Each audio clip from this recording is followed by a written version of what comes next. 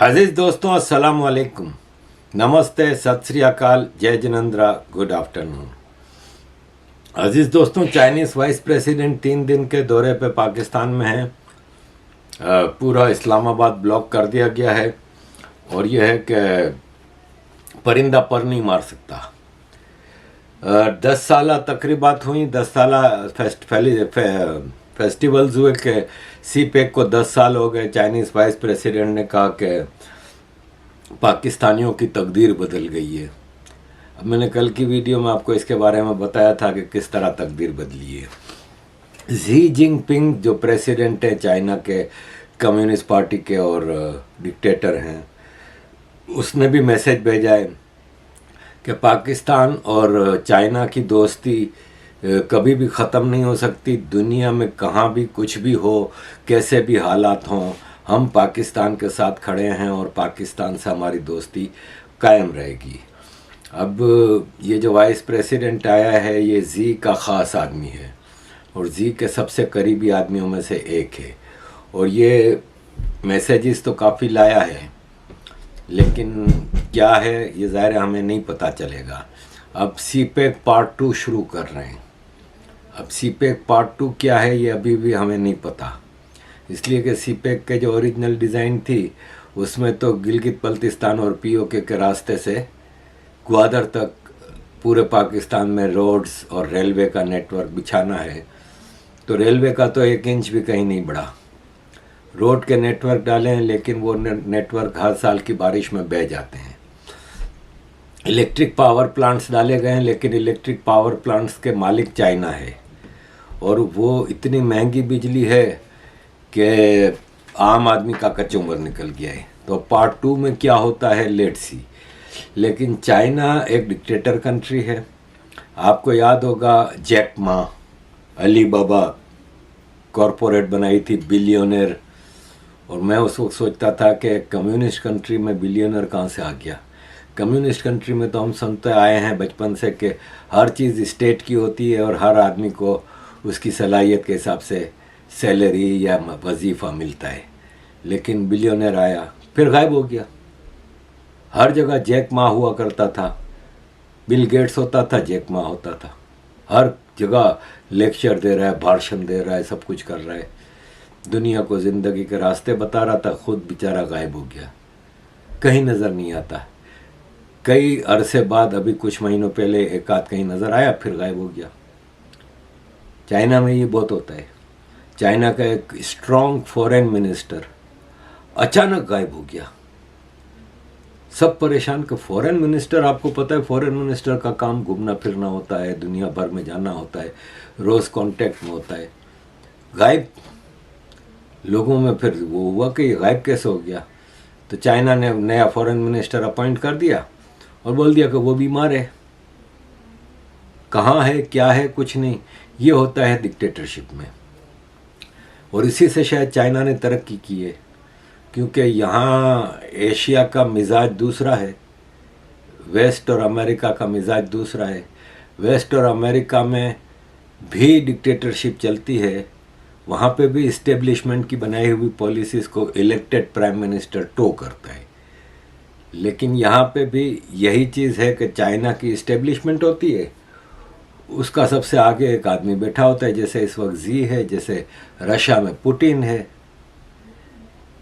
India में ऐसा निज़ाम होना चाहिए कि मोदी जी को आगे 10 साल के लिए पूरी पावर के साथ बिठा दो, ख़त्म पार्लियामेंट, ख़त्म सब कुछ। एनीवे, ये मेरी अपनी राय है जो कि ज़ाहिर हो नहीं सकती है। अजीज़ दोस्तों, हमारा भी एक फॉरेन मिनिस्टर है, बिलावल भुट्टो, बिलावल जरदारी, या पता नहीं क्या, इसकी नस्ल का भी अभी तक पता नहीं चल रहा। अजीज़ दोस्तों, इंडिया पाकिस्तान में जो डायनास्टिक पॉलिटिक्स का एक इन बच्चों को बहुत फ़ायदा होता है। जैसे हमारे यहाँ बॉलीवुड में होता है डायनास्टिक, एक्टर का बेटा एक्टर ही बनेगा, एक्टर की बेटी एक्टर ही बनेगी, बेस्ट अवेलेबल चॉइसेस इनको मिलती हैं, करोड़ों रुपए की फिल्म डेब्यू पे मिलती है, बेस्ट डायरेक्टर होता है, बेस्ट एक्टर सामने रखा जाता है अगर लड़की है तो। या अगर एक्टर का बेटा है तो उसके लिए बेस्ट एक्ट्रेस एक ज़बरदस्त लॉन्चिंग पैड दिया जाता है। टके की एक औकात ना हो लेकिन चलाया जाता है इनको। इसी तरह हमारे पॉलिटिशियंस का है, इनको डायरेक्ट मतलब मुझे राहुल गांधी के पॉलिटिक्स करने में कोई एतराज़ नहीं, अखिलेश यादव पे भी कोई एतराज़ नहीं, बिलावल भुट्टो के उस पर भी कोई एतराज़ नहीं। एतराज़ मेरा वहाँ पे आता है कि आप नीचे से क्यों शुरू नहीं कर सकते। ये क्यों ज़रूरी है कि इंदिरा गांधी के देहांत के बाद Rajiv Gandhi direct prime minister बने या नेहरू जी के बाद direct Indira Gandhi prime minister बने। भाई इतने सीनियर लीडर्स होते हैं पार्टी में, आप नीचे से शुरू करें, अपनी काबिलियत पे आगे आए तो और बात है। ये जरासीम यूरोप अमेरिका में थोड़े बहुत आए हैं। जैसे अमेरिका में हमने देखा कि जॉर्ज बुश सीनियर था, उसका बेटा जॉर्ज बुश प्रेसिडेंट बना अमेरिका का, दूसरा बेटा जेफ बुश टेक्सास का फ्लोरिडा का गवर्नर बना, प्रेसिडेंट बिल क्लिंटन की बीवी फॉरेन मिनिस्टर बनी, JFK कैनेडी का भाई रॉबर्ट कैनेडी भी सेनेट में, उसका बेटा भी सेनेट में, अब प्रेसिडेंशियल कैंडिडेट है। अब मिशेल ओबामा का सुनते आए हैं कि वो भी बनेगी या बनेगा, क्योंकि उसकी जेंडर के बारे में भी काफ़ी चीज़ें चल रही हैं। तो वो प्रेसिडेंट थोड़ा बहुत आ रहा है, लेकिन वहाँ पे इस्टेब्लिशमेंट का स्ट्रॉन्ग कंट्रोल होता है। यहाँ पे इंडिया में क्या है कि अब राहुल गांधी डायरेक्ट जंप, अब छोटा था इसलिए वो बन नहीं सका, मनमोहन सिंह को बनाना पड़ा, लेकिन पीछे से सोनिया गांधी चलाती थी सब। और अब भी राहुल गांधी प्राइम मिनिस्टर से कम पे तैयार नहीं है। अखिलेश यादव चीफ मिनिस्टर बना डायरेक्ट। भाई इतनी बड़ी पार्टी होती है, इतने सीनियर लीडर होते हैं, ये बूढ़ा बेचारा इतनी बड़ी उम्र का आदमी जिसकी गोद में शायद राहुल गांधी खेला होगा, वो राहुल गांधी के पाँव छू रहे। भाई क्या ऐसी काबिलियत है। यही चीज़ हमारे बिलावल भुट्टो, अब बिलावल भुट्टो को लॉन्चिंग पैड मिला, जैसे अमिताभ के बेटे को मिला था refugee film, JP Datta director, Kareena Kapoor heroine, चल सका नहीं लेकिन चलाया इसको। आज 25-30 साल से वो चल रहा है मज़े से, कोई रोकने वाला नहीं है। बाप के माँ के दम पे मिल जाती हैं फिल्में। इसी तरह हमारे बिलावल भुट्टो आए, बिलावल भुट्टो भी डायरेक्ट चेयरमैन पीपल्स पार्टी। ये 1988 में पैदा हुआ जब, तो एतजाज़ एहसन इसके 3-4 महीने का था तो बेनज़ीर भुट्टो प्राइम मिनिस्टर बनी थी, तो एतजाज़ एहसन होम मिनिस्टर बना था पाकिस्तान का। एतजाज़ एहसन की गोद में ये खेला है। जितने इस वक्त हम सीनियर पीपल्स पार्टी के लीडर देखते हैं, उनकी गोद में ये खेला है। आज वो इसको बॉस मान रहे हैं, क्योंकि प्राइवेट लिमिटेड कंपनी में तो ये होता है कि मुकेश अंबानी का बेटा आकाश बनेगा चेयरमैन, मालिक है, ठीक है, उनकी प्राइवेट कंपनी है। भाई पॉलिटिक्स इज़ डिफरेंट। नीचे से क्यों शुरू नहीं होता। अगर बिलावल एज ए वर्कर शुरू करे तो समझ में आता है। इसको बनाया फिर, क्योंकि पार्टी की पोजीशन इतनी अच्छी नहीं थी तो प्राइम मिनिस्टर नहीं बना सके, तो इस कोएलिशन गवर्नमेंट में जो हाईएस्ट पोजीशन पीपल्स पार्टी को मिली है वो फॉरेन मिनिस्टर की है। इसको फॉरेन मिनिस्टर बनाया है। ये अहमद जवाद हैं जर्नलिस्ट, ये लिख रहे हैं कि बिलावल भुट्टो 15 महीनों की गवर्नमेंट में 107th फॉरेन ट्रिप पे जा रहा है। 15 महीने में 107वीं बार ये बाहर के ट्रिप पे जा रहा है। और ये पाकिस्तान है, इसकी कोई फॉरेन पॉलिसी नहीं, इसकी कोई दुनिया में हैसियत नहीं है, औकात नहीं है। ये क्या करने जा रहा है। इसको इंटर्नशिप मिली है, इसको ट्रेनिंग मिल रही है, ऑन जॉब ट्रेनिंग होती है ना, ऑन जॉब ट्रेनिंग मिल रही है। ये हम सऊदी अरब में देखते थे। जब मैं रियाद बैंक में काम करता था तो मैं ट्रेनिंग सेंटर में था, तो ट्रेनिंग सेंटर में हम भेजते थे सऊदी स्टूडेंट्स को, क्योंकि सऊदी गवर्नमेंट की उस वक्त पॉलिसी थी कि अपने सऊदियों को हाईली एजुकेटेड बनाना है। तो हम इनको 9 महीने की ट्रेनिंग पे इंग्लैंड अमेरिका लैंग्वेज ट्रेनिंग, फिर ऑन जॉब बैंक में, किसी भी बैंक से हमारे कॉन्ट्रैक्ट थे तो किसी भी बैंक में 3 महीने की ऑन जॉब ट्रेनिंग, 6 महीने का एजुकेशन, वो लैंग्वेज कोर्स, सरकारी खर्चे पे सऊदियों को भेजते थे।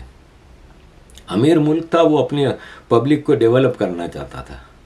यहाँ पे ऑन जॉब ट्रेनिंग मिल रही है, बिलावल को तैयार किया जा रहा है आगे पॉलिटिक्स के लिए। ये अजीज़ दोस्तों हिसाब किताब है। एक बहुत ही बुरी खबर है हमारे पास, और ये है कि बड़ी अफसोस की बात है। एक लड़की है रिजवाना। रिजवाना है ना, 14 साल की लड़की है। वो एक सिविल जज के घर में काम करती थी। सिविल जज, हाजिर सर्विस जज। उसकी बीवी सोमिया टीचर, छोटे बच्चों की। उस रिजवाना पे इतना टॉर्चर करते थे, इतना टॉर्चर करते थे, मारते थे इसको कि इसकी हालत अभी ख़राब हो गई। तो इसको इसके माँ बाप हॉस्पिटल एडमिट कराने ले आए। वो अभी भी पिछले कई दिनों से आईसीयू में है, और डॉक्टरों ने बताया है कि बचने का चांस कम है। इसके दांत टूटे हुए हैं। वो जज के छोटे छोटे बच्चे खेलते थे इसके साथ, चमचों से इसके दांत तोड़ते थे। इसके सर दीवार में पटकती थी सोमिया, जज की बीबी।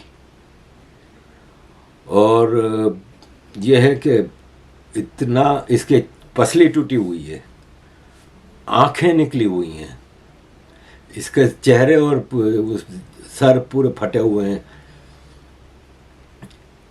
सर के अंदर तक चोटें हैं। मुझे कोई ये बताए कि ऐसा हाल तो आर्मी हमारी बलोचों के साथ करती है, सिंधियों के साथ करती है, पख्तूनों के साथ करती है, लेकिन वेस्ट में तो ऐसा हाल दुश्मनों के साथ भी नहीं किया जाता। और जज के घर में काम करती है, सिटिंग जज, और उसकी बीवी टीचर।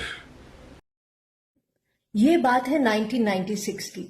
मैंने कराची में जस्टिस दुराब पटेल का इंटरव्यू किया था। ये वो जज थे जिन्होंने चीफ जस्टिस ऑफ पाकिस्तान का ओहदा लेने से इसलिए इनकार कर दिया था क्योंकि वो जनरल जियाउल हक से हल्फ लेना अपने ओहदे की तौहीन समझते थे। बहरहाल इंटरव्यू चूंकि उनकी शख्सियत के बारे में था, इसलिए मैंने उनसे ये सवाल किया कि उन्होंने शादी करने के बजाय सारी उम्र तन्हा रहने को तरजीह क्यों दी।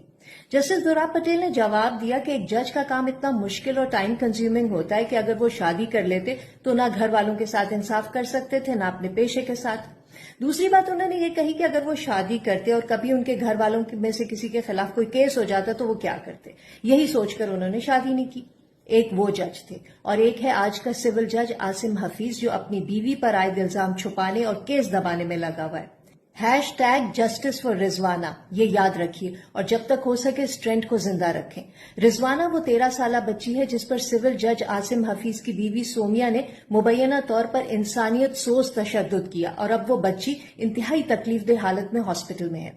सिविल जज आसिम हफीज ने कई माह पहले 13 साल रिजवाना को अपने घर पर मुलाजमा रखा। बच्ची के मुताबिक इस दौरान जज की बीवी सोमिया उस पर छोटी छोटी बात पर रोजाना तशद्दुद करती रही, इतना कि जब चंद दिन पहले रिजवाना को तशवीशनाक हालत में उसके वालिदैन हॉस्पिटल आए तो बच्ची के सर और जिस्म पर अंदरूनी और बैरूनी जख्मों और दरिंदगी के वो निशान थे कि देखने और सुनने वालों के रोंगटे खड़े।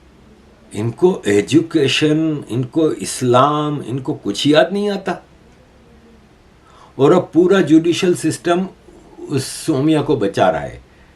बहुत प्रेशर आया तो उसको गिरफ्तार करके 24 घंटे के अंदर उसकी जमानत हो गई, कुछ घंटों में, और अब गायब है।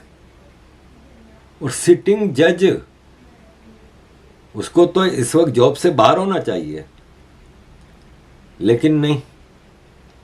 सरकारी घर मिले हुए होते हैं इनको, मिलियंस ऑफ रुपीस की मंथली सैलरी होती है, सैलरी से ज़्यादा कई मिलियंस के मंथली बेनिफिट होते हैं, और फिर जो हर केस के रिश्वत लेते हैं।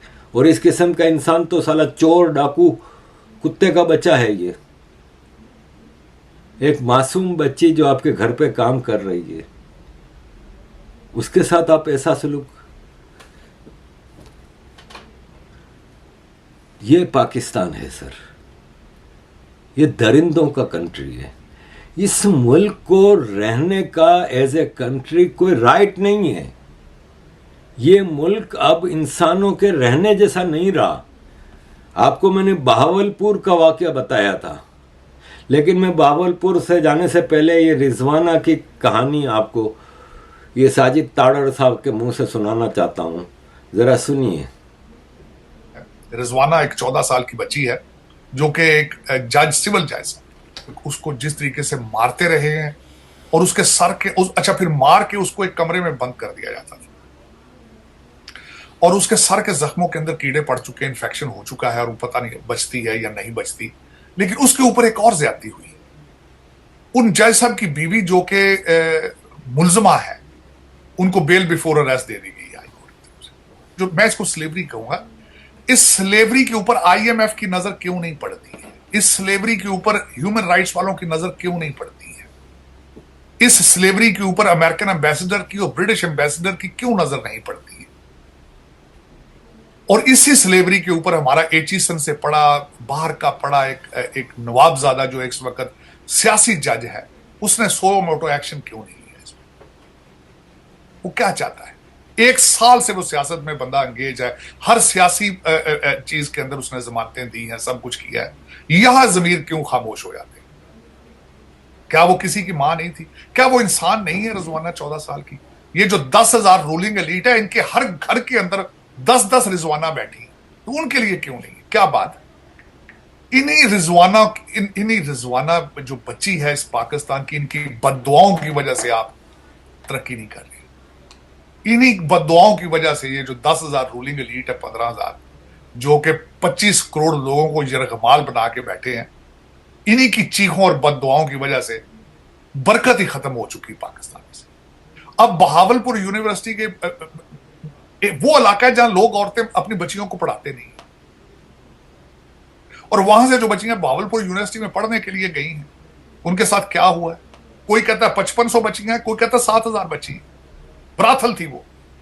उसने 3 माफियाज के बारे में बात की है। माफियाज क्या है? उसने कहा जी मैंने किसी जिम्मेदार को टैक्स का लेटर भेजा था और सारे ये MNA जो गैंगस्टर हैं, सारे जो माफिया स्टाइल है, सारे पार्टी के ये इकट्ठे होके आ गए थे मेरे पास। और फिर उसने कहा कि मैंने एक स्मगलर को लेटर भेजा था, सदर्न कमांड का जो बंदा कमांडर था वो आ गया था। फिर उसने कहा मैंने तंबाकू इंडस्ट्री को लेटर भेजा था। तो फिर क्या हुआ था? और फिर वो डिप्रेशन में जाके रिजाइन कर गया। मैं समझता हूँ शब्बर ज़ैदी साहब, सलाम है आपको कि आपने नेशनल टीवी के ऊपर आपने बताया है कि ये माफियाज कौन है, इनके प्रोटेक्टर कौन है। पाकिस्तान तो एक बहाना है लूटने का।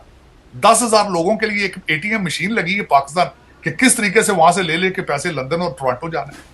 ये कौम को सिर्फ ये बता दे कि 76 साल के कर्जे कहां गए हैं, वापस लाना तो इनकी पॉसिबल ही नहीं ना। वो कहां पड़े हैं, कौन कौन से प्रोजेक्ट्स में लगे, कोई है इंसान बता दे इनको। मेरा ये क्वेश्चन है पाकिस्तान के सबसे बड़े इकोनॉमिस्ट से, आप लॉ एंड ऑर्डर के बगैर इकोनॉमी किस तरह ठीक करें? आप धमाकों के एनवायरनमेंट के अंदर इंटरनेशनल इन्वेस्टमेंट किस तरह लेके आएंगे? बल्कि उसको छोड़ें, आपके धमाके शुरू होते हैं, जो आपके लोकल बिजनेसमैन है वो भी भागना शुरू हो जाते हैं। और उसकी मिसालें मौजूद हैं। हर आपका बिजनेसमैन जो है बाहर वो गोल्डन वीजा ले रहा है, वो बाहर अपने बच्चों को ग्रीन कार्ड दे रहा है, भाग रहे हैं, मुसलसल भाग रहे हैं। आप बाहर से बात कर रहे हैं, आपकी तो ब्लीडिंग ही नहीं रुक रही। लोकल अपने भाग रहे हैं, जिनके पास पैसा है वो पैसा लेके भाग रहे हैं, जिनके पास पैसा नहीं है वो पैदल भाग रहे हैं, बेचारे जाके समुद्रों में डूब रहे हैं। आपको तो पता ही है किश्तियां डूब रही हैं। मुझे ये बताएं, जिस कंट्री का जुडिशल सिस्टम नाकाम हो, अदालतें सियासत पार्टियां बन चुकी हो, वहां बाहर से इकोनॉमी, वहां से इन्वेस्टमेंट आते हैं। पाकिस्तान में पैसा होना एक बदकिस्मती है, because you become target of everybody. Sweden, Norwegian countries की मिसाल देना चाहूंगा। वहां पे लोग टैक्स देके खुश होते हैं क्योंकि उनकी एजुकेशन फ्री है, उनकी हेल्थ केयर फ्री है, उनकी सड़कें ठीक है, उनके जुडिशल सिस्टम ठीक है, करप्शन नहीं है। आपके लोग टैक्स क्यों नहीं देना चाहते? उसकी वजह है उन्हें पता है टैक्स लेके ये दुबई पहुंच जाना टैक्स हमारा, ये हमारे टैक्स के पैसे जाके टोरंटो में महल्लात बनने, 10,000 रूलिंग एलीट के टैक्स क्यों देंगे वो? मैं उनकी जगह हूं तो मैं भी ना। अजीज दोस्तों, इस पाकिस्तानी नामी मुल्क की हर ईंट बिगड़ चुकी है, खराब हो चुकी है, गल सड़ गई है। इसके जितने इंस्टीट्यूशंस हैं वो army top of the list, खराब है और सबको खराब किया है। जजेस, जुडिशरी,